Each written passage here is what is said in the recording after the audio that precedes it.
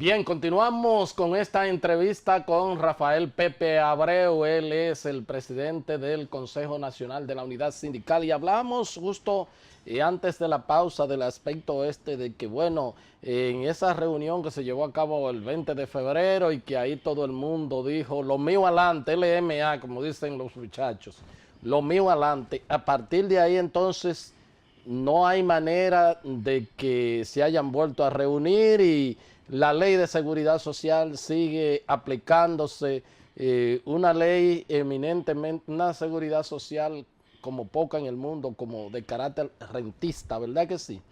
Evidentemente esto, yo le hacía énfasis, básicamente al funcionariato del país, de que la seguridad social es tema de Estado. Cuando digo Estado, digo, para que no se diga que el presidente, Estado. Claro. Hablamos de Congreso, hablamos de Poder Ejecutivo. Y es verdad que es conveniente que se dialogue con todos los sectores y se convoquen, porque todo el mundo tiene intereses. Uno intereses lucrativos y otro intereses sociales. Pero llega un momento que hay que actuar y decir, bueno, esta ley hay que convertir en una ley que favorezca a la mayoría, porque para eso es el diseño de un sistema de seguridad social. Porque un sistema de seguridad social no se contempla para que nadie se gane unos cuartos, es para la protección de la clase trabajadora, para la protección es así, sí, es tan así, que por ejemplo tú ves un sistema como el español, y lo que te dicen el español es, no.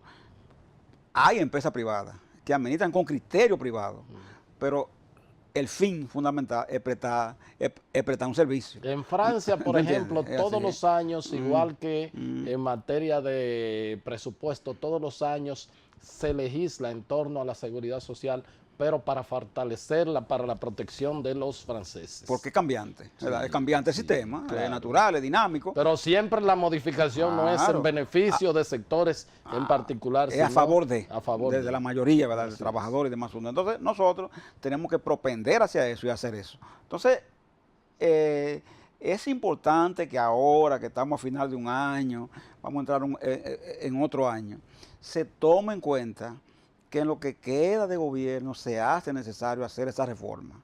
La CISARRIL, que es la Superintendencia de Salud y Riesgos Laborales, que preside nuestro amigo Pedro Luis Castellano, está reiniciando el proceso de nuevo.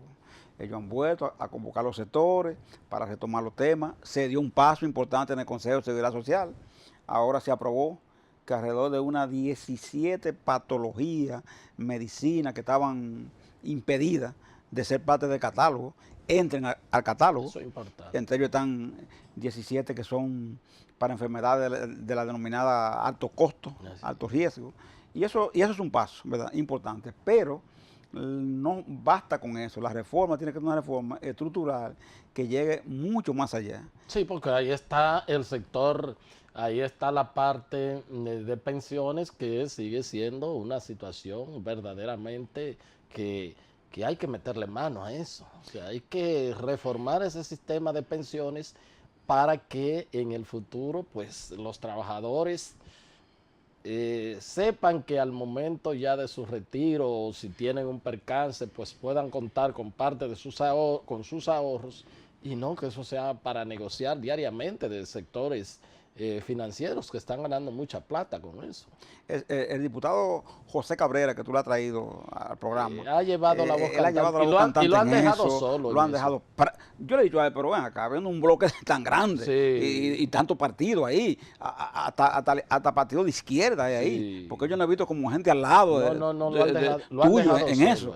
Dice, bueno, hasta ahora yo he ido planteando este tema y solamente he oído la voz de ustedes, que me han respaldado, porque inclusive él plantea una reforma que no anula inclusive el sistema de AFP, no lo anula, no, lo que le dice es, ustedes van a administrar solo una parte del sistema, y ese sistema que ustedes van a administrar puede seguir la vía del lucro, ¿verdad?, en base a las personas que tengan una capacidad de ahorro, de aporte, ¿verdad?, por encima del común.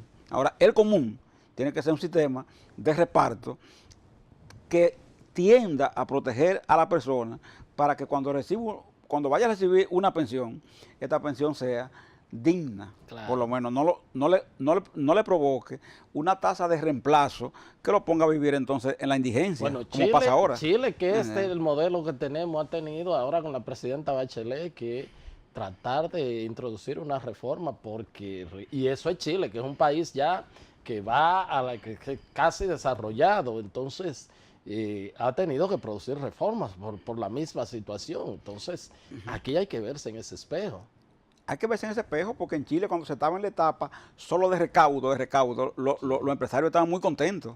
Cuando llega el momento que hay que comenzar a pagar las pensiones, entonces comienzan a pagarle a la gente pensiones que no alcanzaban las mínimas. Eso es. ¿Entiendes? Entonces, tiene el Estado que asumir entonces el compromiso de esa gente que la AFP no le garantizan pensión, entonces el Estado asumirla. Entonces, el Estado prácticamente absorbió los huesos de todo ese sistema creado, claro, y la masa se la comieron precisamente las AFP y el sector financiero. Eso es así. Y eso es lo que nos puede esperar aquí si no tomamos la medida ahora. Aquí estamos todavía a 14, a 18 años de que las pensiones... Se puede hacer la reforma. Entonces estamos en la oportunidad mejor para tomar la medida que haya que tomar.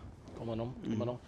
Pepe, lo del pacto eléctrico ya está en manos del presidente de la República, se logró un gran consenso de más del 90%, 95% según el ministro de Energía y Minas, pero estuve a tu amiga Circe Almanzar, ¿verdad? Amiga de mucho tiempo, ¿verdad? Y han tenido que compartir muchos escenarios, aunque sea en silla distinta, ¿verdad que sí? Pero sí, una persona muy decente y muy educada, así mismo es. Pero dijo que hay instituciones como la UERS van a desaparecer y la verdad es que yo que vengo del campo y sé lo que implica la electrificación rural, que en mi campo en tiempo de Balaguer le llevó la luz y para mí eso fue, yo estando un niño, para mí eso fue lo más, como lo más grande de la vida. Pero hay cosas en las que no se pudieron defender. Por ejemplo, la UERS ahora de que va a pasar a manos de las distribuidoras y entonces el Estado un poco sale ahí, porque si las distribuidoras funcionan como empresas privadas o pasan al sector privado, esas son de las cosas en las que hubo que ceder, ¿verdad que sí? Claro, nosotros nunca admitimos, por supuesto, una desaparición que implique despido de empleados. Sí. Eso lo manifestamos así y por eso se planteó el tema de que la distribuidora, que están en manos también de Estado, reubiquen a los empleados que estaban en UER, por supuesto, y que además esa parte social, que es la electrificación rural, no se pueda dejar de lado. Sí, porque ese es un aspecto de que no es atractivo para el sector privado y lo que se dice que en algún momento las distribuidoras pasarán al sector privado. Sí. Y a mí lo que me preocupa es que una vez, si están en el sector privado, como una comunidad rural, una comunidad suburbana que en pleno siglo XXI no tenga energía eléctrica, no va a ser un atractivo para el sector privado, pues electrificar eso, y el Estado no lo puede hacer.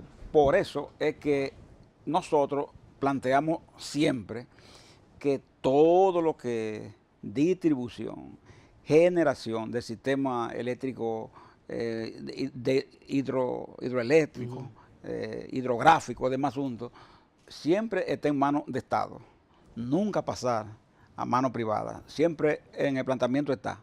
Caso Punta Catalina, por ejemplo. El Estado puede ceder, vender una parte, pero siempre manteniendo la mayoría, ¿tú entiendes lo que? De las acciones en manos estatales. Claro.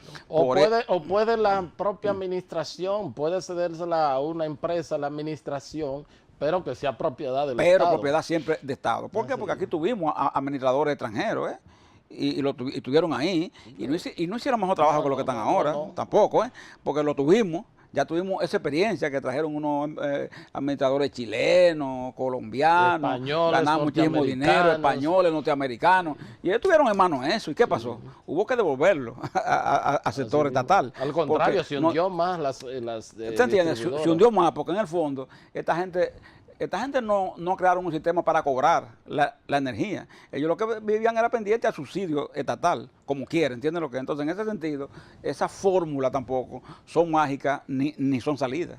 Porque a esta gente le gusta lo que es fácil, por ejemplo, lo que son, por ejemplo, los grandes clientes, la empresa estructurada y demás. Pero cuando tienen que lidiar entonces con los barrios, con esos cinturones de miseria muchas veces, ellos no es verdad que van a dedicarse a hacer eso. Es un tema de Estado, que es lo único que puede hacerlo. Claro, y hay que entenderlo. El tema energía, Héctor, por lo que está diciendo, ya tenemos que hablar de esas lejanas comunidades, sureñas o norteñas o del este, donde sea.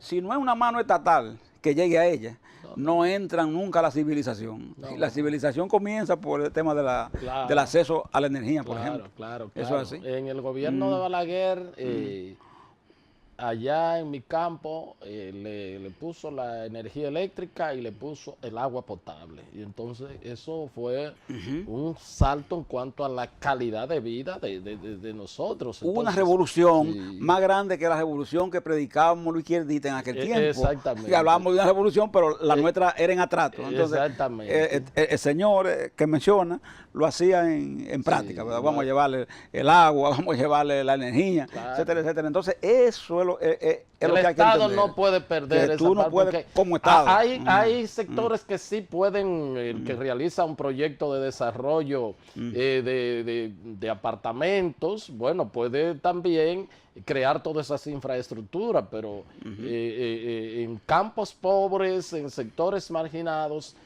nadie va a llegar a ofrecerle esos servicios. Eso es una responsabilidad del Estado dominicano. Por un asunto que tú lo dijiste magistralmente, lo enfocaste magistralmente. Tipo de gente que invierte desde punto de la visión comercial capitalista, no invierte con el objetivo de beneficiar a nadie, ni de ayudar, ni de contribuir, no, es de resolver problemas con retorno financiero. Claro. Estos días había Pepín Corripio haciendo un aporte, es un aporte, aportó 11.000 millones, ¿cuánto fue? 100 millones, a diversas instituciones. Okay, esa es otra cosa, claro. Pero si es inversión capitalista, requiere retorno, y eso tiene uno que entenderlo también. Sí, mismo, por eso que yo digo muchas veces, mire, de una ARS, tú no puedes sorprenderte que quiera ganar dinero en la salud. Eso es lo que ella va a hacer. Si ella invierte, ¿verdad?, en temas de salud, quiere sacar dinero de ahí. ¿Quién es que no puede dejar en manos de ellos solamente un sistema de salud que es tan delicado? Es el Estado que no puede hacerlo. Claro, ¿entiendes? Claro. Porque el que invierte capital lo que busca es resultado en ganancia. Claro, eso es así. Claro, Pepe, por otra parte, ¿cómo el gobierno pudo resolverse? Definitivamente perdieron los empleados públicos la oportunidad de, cuando sean cancelados, cuando se retiren a su casa, por lo que sea, salir, como se dice, con una mano adelante y otra atrás. Ganamos el asunto para 100.300 empleados, porque se reconoció ese hecho, se mandó un proyecto a la Cámara de Diputados para ampliar a 3 años más el tiempo de incorporación de esos 100.000 empleados que quedan cesantes, que quedan fuera de la ley de servicios cívicos y administrativos. Eso fue muy importante para el movimiento sindical. Claro. Es un mensaje de demostrar también que calladamente, sin mucha bulla tampoco, y sin estar privando en héroes, el movimiento sindical hace su papel. Pero claro que sí. Y ahí estuvo esa protección, que gracias también a la comprensión del mismo ministerio, de planificación personal, etcétera, dirige Ventura Camejo, pues pudimos arribar a un acuerdo que permitirá que estos empleados sean cubiertos entonces por 3 años más. ¿Qué es lo que tenemos que hacer ahora? Evitar dormirse en el tiempo y comenzar el proceso de incorporación y evitar que se repita un hecho semejante. Claro, porque la verdad que es penoso después que una persona ganando poco dinero ya tiene que salir del Estado y no tiene ni siquiera con qué hacerle frente a la deuda o hasta que consiga eso es duro, otro trabajo. Eso es una situación verdaderamente preocupante. Así es. Pepe, ustedes como clase trabajadora, hay movimientos nuevamente que se hablan de una eventual reforma constitucional, eso como que está en el tapete y bueno, obviamente siempre está el tema de la reelección. ¿Cómo ven ustedes como movimiento obrero todas estas manifestaciones que se han dado? Yo pienso que nosotros deberíamos tener, el país debería tener cuidado un poco, y el partido de gobierno también. Pienso que intentar de nuevo, ¿verdad?, un tema de ese tipo podría dejar más de crédito que beneficio. Pienso que el presidente Medina ha hecho, en medio de las precariedades de este mundo, ¿verdad?, y de este país y de todos los procesos en contra, él ha hecho un gobierno aceptable dentro de todas las cosas que han habido. Entonces, si lo ha hecho, no debe arriesgar, ¿entiendes?, esos aportes que ha podido hacer intentando una situación de ese tipo, que crearía muchas confrontaciones internas y externa también, ¿verdad?, hacia afuera. Y pienso que el presidente Medina es un hombre suficientemente inteligente y con sentido de la historia para no abocarse a situaciones de esa naturaleza. Yo lo creo así. ¿Cómo no? ¿Cómo no? De buenas a primeras, la gente, Pepe, sigue, aunque las estadísticas del Banco Central sobre el crecimiento de la economía y lo que tiene que ver con la parte de los precios, del control de la inflación, pero cada vez que mandamos a las calles, a los reporteros, a preguntarle a la gente en los colmados, a la gente que están comprando, y obviamente también el tema del combustible, semanalmente hay una queja de la gente sobre los precios y sobre lo difícil que se le genera la situación con lo que ganan, pues hacerle frente a la alimentación y bueno, para cubrir todas las partes del pago de vivienda y de esto. O sea, parece que hay una estadística de control de la inflación que el Banco Central pues la dice y la mide, y entonces, pero como que la gente en sentido general, ni en los colmados ni en los supermercados siente eso. La clase trabajadora, ¿cómo percibe esta realidad? Te digo porque semanalmente, en Paso a Paso, hemos estado mandando reporteros a las calles y hay una queja generalizada en ese sentido. Yo veo Paso a Paso y me gusta mucho la libertad con que los reporteros actúan ahí, actúan con una libertad absoluta, ahí no hay controles, sí, claro, que tal cosa o la otra, como para beneficiar a tal tendencia, tal corriente. Eso es muy bueno, Héctor. Y decir esto, ¿verdad? ¿Sabes que uno respeta mucho a Albizu, a Héctor Valdés Albizu? Sí, uno le tiene mucho respeto porque uno entiende que este señor ha sido un funcionario que inspira confianza, ¿verdad? Cuando él habla, por ejemplo, inspira confianza. Mucho respeto. Tú sabes que la estabilidad monetaria que se ha mantenido en este país es asombrosa, ¿verdad? Se ha mantenido, de verdad. Pero el tema de inflación a veces hace de creer en la misma confianza que se le tiene, por ejemplo, a la estadística que el Banco Central presenta. ¿Por qué? Por un asunto que es claro. Como aquí no se puede controlar el tema precio, porque los sistemas de control de precios quedaron eliminados por aquellos famosos tratados de libre comercio que se firmaron. Entonces aquí... Y pro consumidor no tiene fuerza no tiene fuerza para hacer eso. Entonces cada quien aquí establece sus propios precios sin que haya ninguna fiscalización, ni siquiera mínima, en temas delicados, de productos que son esenciales para la canasta familiar, por ejemplo, o para un tema como la medicina, que sube constantemente, ¿verdad?, en el país. Tú te das cuenta a veces cómo se disparan aquí precios de la medicina que son esenciales, vitales, para la diabetes, para el tema de presión arterial, etcétera, etcétera. Entonces, eso hace que la gente, cuando tú lo cuestiones sobre el tema de inflación, su situación sea esa, ¿verdad? No me alcanza lo que gano por esto, por esto, por esto, por aquello. Yo pienso que entonces deberíamos propender allá que no existe control de precios, fortalecer entonces a Proconsumidor y tener definido una línea de productos, ¿verdad?, esenciales, que sus precios no puedan ser bruscamente aumentados, porque si esto ocurre, siempre vamos a tener en la masa la impresión de que por más esfuerzo que se haga por mantener el control monetario, el control de inflación, las estadísticas que se planteen no van a ser nunca aceptadas ni confiables. Hay que hacer una revisión, inclusive del modo de cálculo, porque muchas veces esto se hace un cálculo general de los productos, por ejemplo, y hay productos que duran años, no aumentan. Tú puedes durar con un traje ahí, o con un zapato ahí, o con una camisa ahí, que no aumente durante años. No, pero que lo usan muchas veces. Claro, sí. pero el arroz, ¿no entiendes lo que es? El azúcar, el yogur, el chocolate, ese te varía, porque es que ese tú lo manejas diario, ¿no entiendes lo que no necesitas diario? Entonces hay que distinguir los productos y hacer un balance distinto a cómo se hacen esos cálculos. ¿Cómo no? Para que la percepción pueda cambiar. Y esto, las clases trabajadoras lo sienten mucho más. Claro, porque... mucho. Por eso es que nosotros, yo no te dije el éxito que hemos tenido revisando tarifas.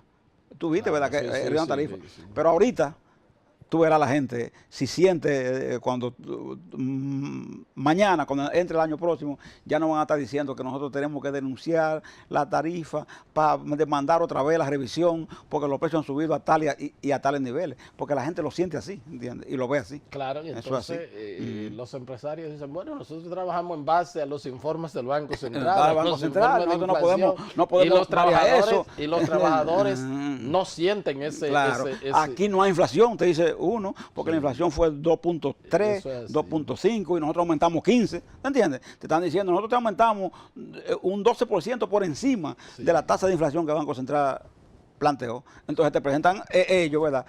Una visión que desde su punto de vista, si tú lo aceptas, es razonable. Te estamos doblando lo que indican las estadísticas que presenta el Banco Central sobre control de inflación. Pero en la práctica, en el día a día, no es así, en ir al colmado, ir a comprar. No es así. No es así. Bueno. Pepe, en todo esto tú mencionaste también los trabajadores agrícolas. Sí, también logramos la revisión, la inclusión. Y de los guardianes privados. Ese es un tema que a mí me preocupa bastante. ¿Qué lograron para Se logró para los guardianes privados que su salario mínimo sea de 13.000. O sea, elevarlo de 11.000, 250 a 13.000. ¿Cómo no? Los guardianes, de manera que ya ellos tienen algo más. Algo más. Porque ahí se abusa mucho. Tú sabes que hay guardianes que lo dejan hasta 3 días corridos, sobre todo cuando hay esos feriados, porque que quizá el otro no aparece y lo dejan sin irse a bañar. Y si están en un comercio que está cerrado, pasando hambre, si están cuidando un edificio, entonces a la caridad de que quien vive en el edificio le mande algo de comida para que, y además sin dormir, es un asunto que yo siempre he peleado que no debe ser solo regularizado y que por una superintendencia, el Ministerio de Trabajo debe vigilar la calidad del trabajo, porque esa gente no son militares, esa gente... La parte del uso de las armas que la controle las Fuerzas Armadas, pero la parte laboral de esos ciudadanos tiene que vigilarlo el ministerio. Ese enfoque es mejor el que ha hecho que lo que hemos hecho algunos sindicalistas. Es así. Divídame el asunto. Parte de armas, que sé yo qué, control de pertrechos militares, control lo de ahí. Parte laboral del Ministerio de Trabajo. Porque exactamente esa gente se queja mucho sobre todo esto porque ellos ven, ¿verdad que sí?, a quién están cuidando. Muchas veces ven lo que se maneja. Eso es así. Hay un espejismo muy grande. Contra. Y tú me tienes más... Pocas cosas pasan con esos guardianes. Eso es así. Casi no pasan cosas con ellos. ¿Qué te demuestra? Que la mayoría es personas honrada, ¿no entiendes? Claro. Muchos salen de la Fuerza Armada y de la policía y después una etapa ya de vejez inclusive, asumen eso como un nuevo trabajo para subsistir. Estos días fueron unos jóvenes por allá, estos son jóvenes, y una de las cosas que me impresionó, Héctor, a mí fue que esa gente gana estrictamente el mínimo, siendo guardianes, como dicen ellos, de premium, ¿entiendes? Porque son jóvenes, tienen que tener cierto nivel de educación, ellos inclusive. Y cuando revisamos el tema salarial, ellos no salían de los mínimos que nosotros discutimos. Eso es así. Y yo me preguntaba, ¿y cómo estas empresas no piensan que esos mínimos son base, tú ves, pero que deben aumentarle más a esa persona? Lo grande es que también, y en eso ustedes, yo no sé si ellos se lo han dicho, porque hasta la ropa que le dan y los zapatos se lo descuentan de los salarios. Aparecen compañías que llegan a ese extremo de descontarle la ropa y los zapatos. Eso es así. Un crimen. Y tratarlo como militares. Como eso es así. Sin serlo. Así es. Muchas gracias, Pepe. Siempre. No? Gracias a todos ustedes por haber estado con nosotros y será pues hasta otra entrega de su programa de Entero Crédito. Hasta entonces.